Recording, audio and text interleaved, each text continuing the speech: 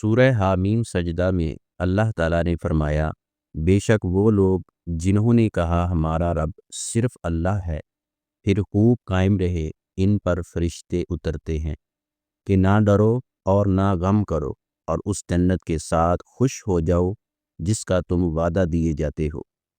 اس آیت کی تفسیر میں مفسرین نے لکھا ہے، ایمان پر استقامت اختیار کرنے والوں کی تائید و مدد کے لیے آخری وقت حسن انجام کے لیے ان پر فرشتے نازل ہوتے ہیں۔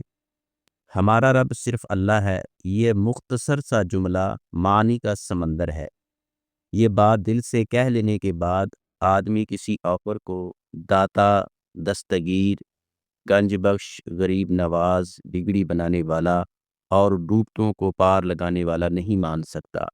پھر اس کی قولی، بدنی اور مالی عبادت بلکہ پوری زندگی اور موت صرف اللہ کے لیے ہوتی ہے۔ وہ صرف اسی سے مانگتا ہے اور اسی کے حکم پر چلتا ہے۔ جو وہ کہے کرتا ہے، جس سے روک دے رک جاتا ہے۔ استقامت کا مطلب عقیدہ توحید میں ثابت قدمی، اطاعت میں پختگی، گناہوں سے بچاؤ، آزمائش، خوف اور لالچ میں بھی دین پر قائم رہنا۔